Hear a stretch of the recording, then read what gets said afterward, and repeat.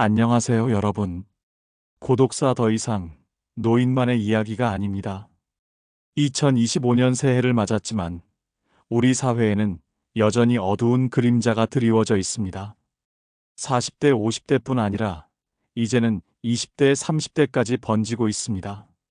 지금 이 순간에도 우리나라 어딘가에서 누군가가 홀로 세상을 떠나고 있습니다. 혹시 이 영상이 도움이 된다면 구독 버튼과 좋아요 버튼을 눌러주세요. 알림 설정까지 해주시면 중요한 사회 이슈들을 놓치지 않고 받아보실 수 있습니다. 여러분의 작은 클릭 하나가 이런 중요한 정보를 더 많은 분들께 전달하는 힘이 됩니다. 지난 2024년 한 해 동안 언론에 보도된 충격적인 사례들을 살펴보겠습니다. 서울 강남구의 한 오피스텔에서 29세 대기업 직장인이 혼자 세상을 떠난 채 발견되었습니다. 겉으로는 성공한 삶을 살고 있는 것처럼 보였지만 실제로는 극도의 고립감과 우울감에 시달리고 있었습니다. SNS에는 행복한 일상을 올리고 있었지만 현실은 달랐습니다. 동료들도 그의 내면의 고통을 전혀 알지 못했다고 합니다. 또 다른 사례입니다. 부산에서 54세 중년 남성이 아무도 모르게 홀로 생을 마감했습니다. 코로나19로 인한 사업 실패 후 가족과의 연락이 끊어진 상태였습니다. 이혼 후 혼자 살던 그는 경제적 어려움과 함께 극심한 외로움에 시달렸습니다. 집주인이 월세를 받으러 와서야 비로소 발견되었는데 이미 며칠이 지난 후였습니다. 통계를 보면 더욱 심각한 현실이 드러납니다. 보건복지부 발표에 따르면 2024년 고독사 현황에서 60대 이상이 전체의 65%를 차지하지만 주목할 점은 젊은 연령층의 급격한 증가입니다.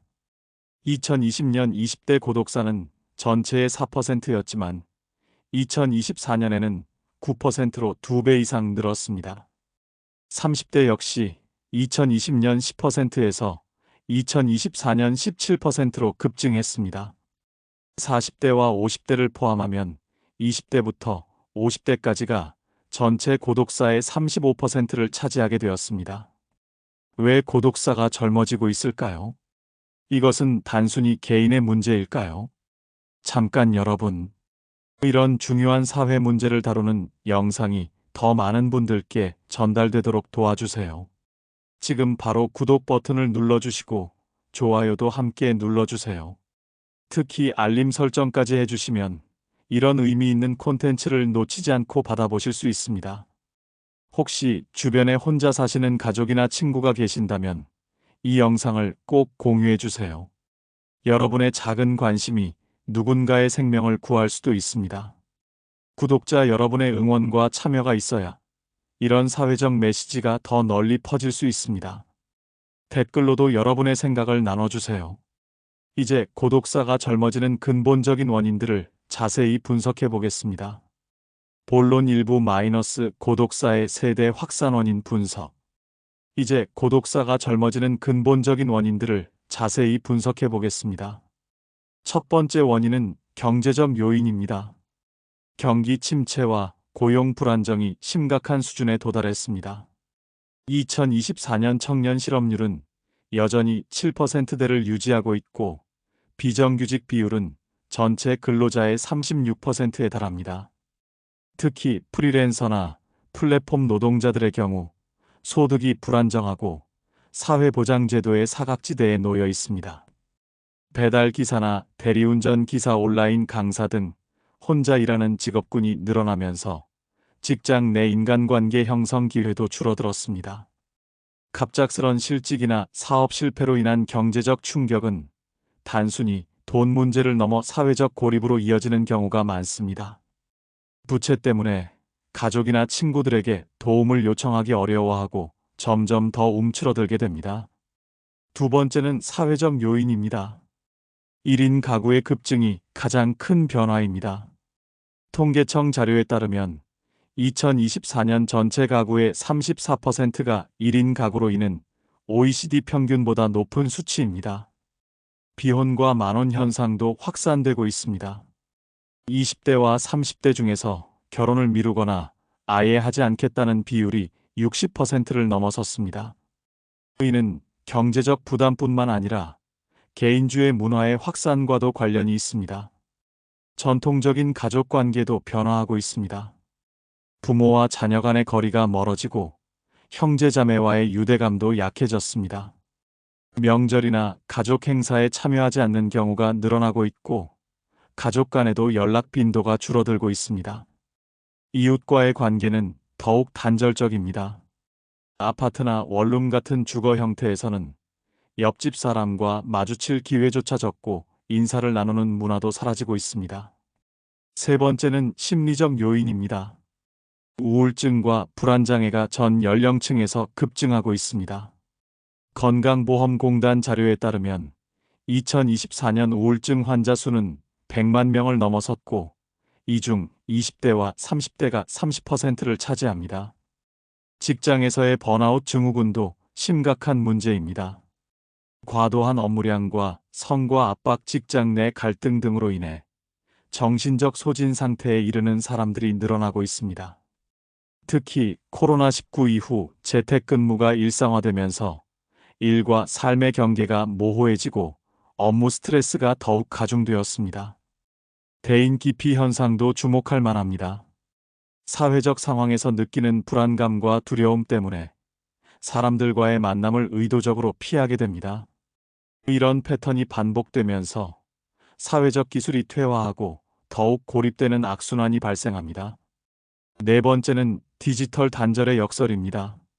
온라인 소통에만 의존하다가 오프라인에서의 진정한 연결을 상실하게 됩니다. SNS, 페이스북, 인스타그램, 카카오톡 등을 통해 수백 명과 연결되어 있지만 정작 깊이 있는 대화를 나눌 사람은 없는 경우가 많습니다. 특히 젊은 세대는 온라인에서만 소통하는 것에 익숙해져서 직접 만나서 대화하는 것을 어려워합니다. 게임이나 동영상 시청에 과도하게 몰입하면서 현실 세계와의 접점을 잃어가는 사람들도 증가하고 있습니다. OECD 국가들과 비교해보면 한국의 40대 이하 고독사 증가율이 다른 나라들보다 월등히 높습니다. 일본의 경우 고독사 문제가 먼저 사회 이슈가 되었지만 연령대별 분포를 보면 여전히 고령층이 주를 이룹니다. 반면 한국은 젊은 층의 비율이 급속도로 증가하고 있어 더욱 심각한 상황입니다. 이제 실제 사례들을 통해 고독사의 현실을 더 구체적으로 살펴보겠습니다. 첫 번째 사례는 김모 씨 52세 남성의 이야기입니다. 대기업에서 30년 가까이 근무하던 그는 구조조정으로 인해 갑작스럽게 퇴직하게 되었습니다. 퇴직금으로 치킨집을 차렸지만 코로나19로 인해 매출이 급감하면서 결국 문을 닫아야 했습니다. 사업 실패로 인한 경제적 어려움은 가족 관계에도 영향을 미쳤습니다. 아내와의 갈등이 심해지면서 결국 이혼에 이르렀고 자녀들과도 연락이 끊어졌습니다. 혼자 남은 그는 점차 술에 의존하게 되었고 건강도 악화되었습니다. 친구들과의 만남도 부담스러워하며 점점 고립되어 갔습니다. 결국 혼자 살던 원룸에서 심장마비로 홀로 세상을 떠났습니다. 이웃들은 며칠 동안 그의 부재를 전혀 눈치채지 못했고 관리사무소에서 월세 연체로 인해 방문했을 때야 발견되었습니다. 두 번째 사례는 이모 씨 34세 여성 프리랜서 디자이너의 이야기입니다. 대학 졸업 후 몇 년간 회사 생활을 했지만 직장 내 스트레스와 번아웃으로 인해 프리랜서로 전향했습니다. 처음에는 자유로운 업무 환경에 만족했지만 점차 고객 확보의 어려움과 불규칙한 수입으로 인한 스트레스가 커졌습니다. 재택근무가 일상화되면서 사람들과의 접촉이 현저히 줄어들었습니다. 친구들은 각자의 바쁜 일상 속에서 점점 연락이 뜸해졌고 가족과는 다른 지역에 살고 있어 정기적인 만남이 어려웠습니다. 경제적 압박과 사회적 고립감이 겹치면서 우울감이 심해졌지만 병원비 부담 때문에 제대로 된 치료를 받지 못했습니다.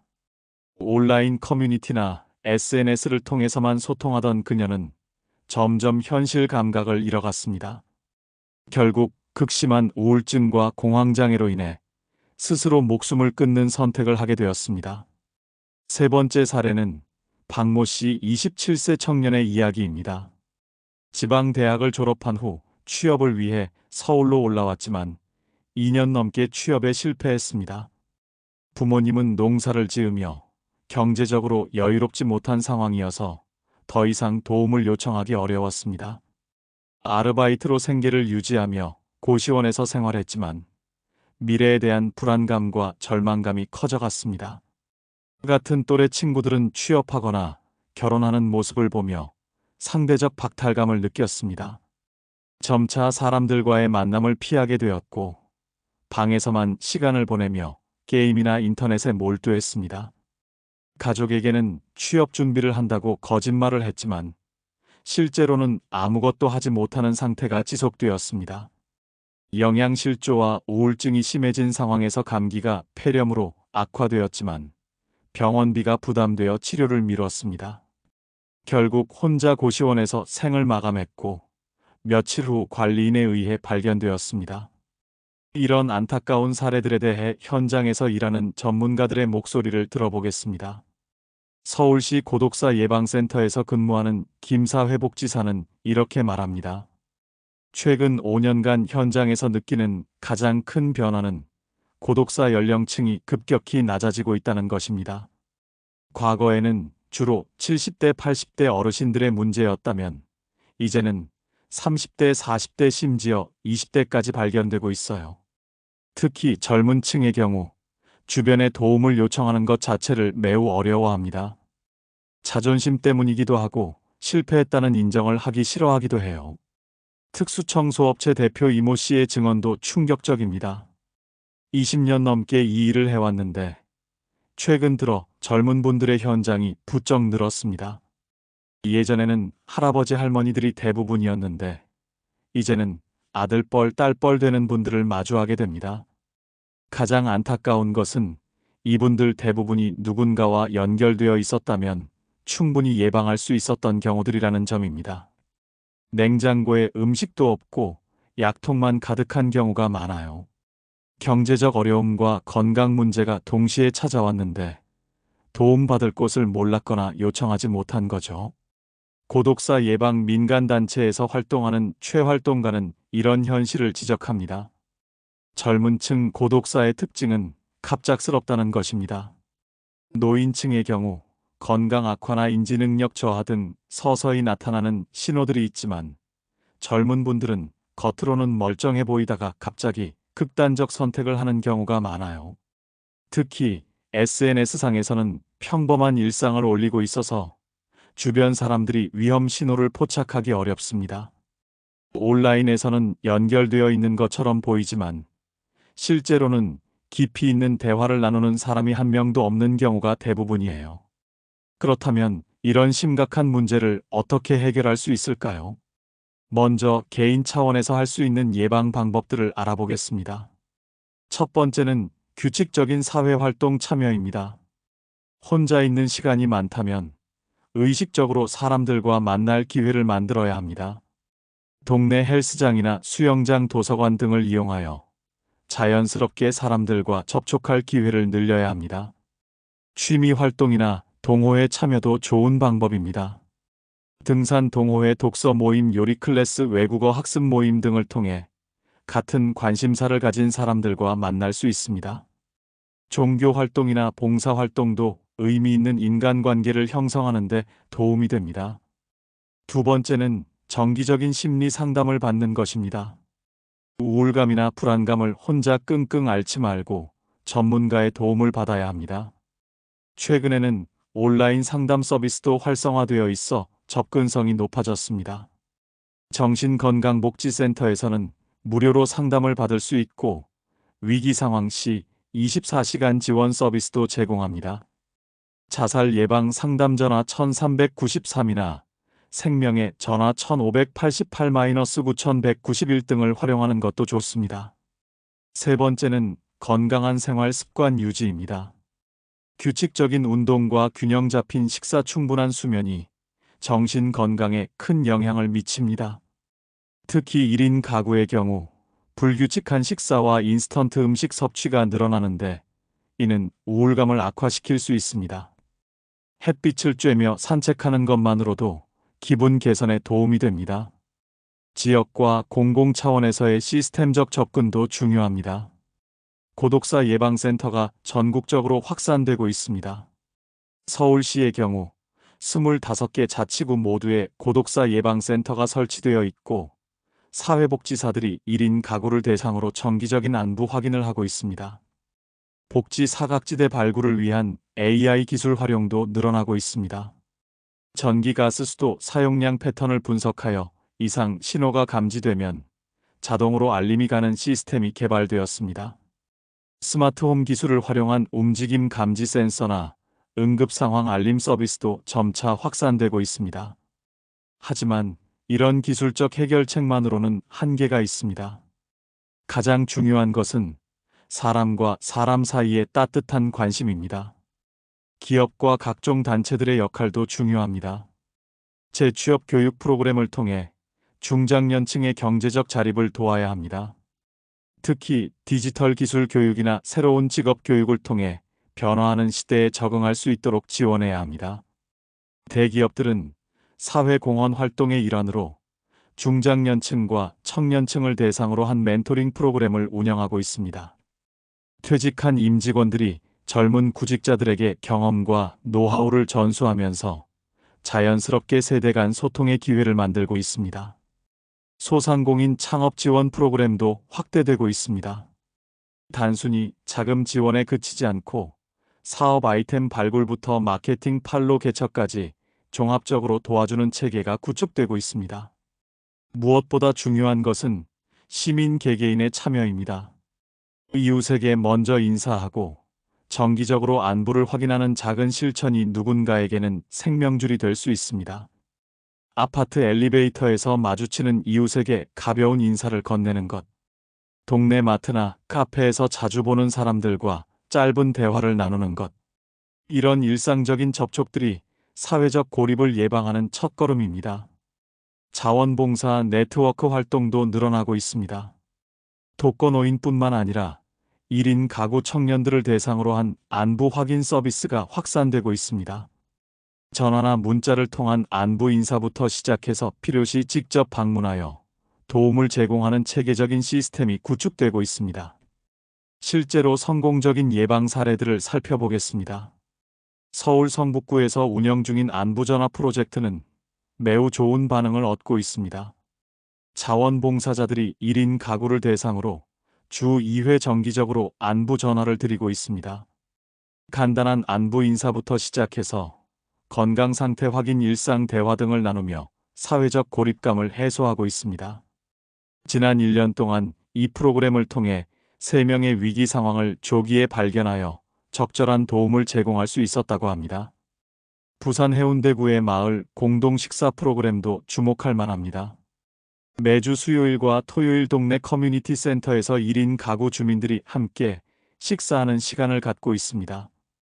단순히 밥을 나눠 먹는 것을 넘어서 서로의 일상을 공유하고 어려움을 나누는 소통의 장이 되고 있습니다. 처음에는 10여 명으로 시작했지만 입소문을 타면서 현재는 40여 명이 정기적으로 참여하고 있습니다.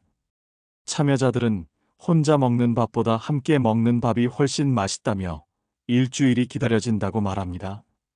이런 작은 모임을 통해 자연스럽게 이웃 간의 유대감이 형성되고 서로를 챙기는 문화가 만들어지고 있습니다.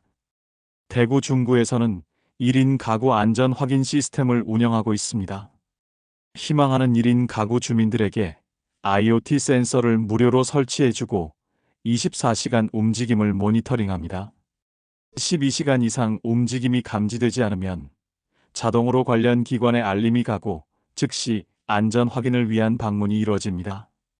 지난해 이 시스템을 통해 이건의 응급 상황을 조기에 발견하여 생명을 구할 수 있었습니다. 인천 남동구의 세대 공감 프로젝트도 좋은 사례입니다. 60대 이상 시니어와 20대, 30대 청년들을 1대1로 매칭하여 정기적인 만남을 갖도록 하는 프로그램입니다. 시니어들은 인생 경험과 지혜를 나누고 청년들은 디지털 기기 사용법이나 새로운 문화를 알려주는 상호 교류가 이루어집니다. 3개월 프로그램이 끝나도 개인적으로 계속 만남을 이어가는 경우가 많아 세대 간 소통의 새로운 모델로 주목받고 있습니다. 지금까지 고독사가 젊어지는 원인과 예방 방안에 대해 자세히 살펴봤습니다. 핵심을 요약해 보겠습니다. 고독사는 더 이상 세대를 구분하지 않는 우리 사회 전체의 문제가 되었습니다. 중장년층뿐만 아니라 청년층까지 위험군에 포함되어 있는 상황입니다. 경제적 불안정, 사회적 고립, 심리적 어려움, 디지털 단절 등이 복합적으로 작용하면서 모든 연령대에서 고독사 위험이 증가하고 있습니다. 이 예방을 위해서는 개인의 노력과 사회 시스템의 결합이 필요합니다.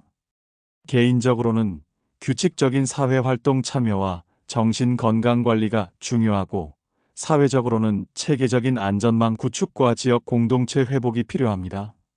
무엇보다 중요한 것은 우리 모두의 관심과 실천입니다. 당신의 안부를 물어줄 누군가가 있다는 것, 그것이 생명을 지킵니다. 혹시 연락이 끊긴 가족이나 친구가 있다면 오늘 당장 안부를 물어보세요. 잘 지내? 라는 짧은 메시지 하나가 누군가에게는 희망의 메시지가 될 수 있습니다. 혼자 사는 이웃에게 건네는 작은 인사 한마디가 그 사람의 하루를 밝게 만들 수 있습니다. 우리는 모두 연결되어 있습니다. 누군가의 아들이고 딸이며 누군가의 친구이자 동료입니다. 그 연결고리를 놓치지 말아야 합니다. 고독사는 예방할 수 있습니다. 조기에 발견하고 적절한 도움을 제공한다면 충분히 막을 수 있는 문제입니다. 하지만 이를 위해서는 우리 모두의 관심과 참여가 필요합니다. 더 이상 나 하나쯤이야라는 생각은 버려야 합니다. 당신의 작은 관심이 누군가의 생명을 구할 수 있습니다. 이 영상이 의미 있다고 생각되시면 좋아요와 구독 부탁드립니다. 여러분의 구독과 좋아요가 이런 사회적 메시지를 더 많은 사람들에게 전달하는 힘이 됩니다. 댓글로 여러분의 생각과 경험을 자유롭게 공유해 주세요.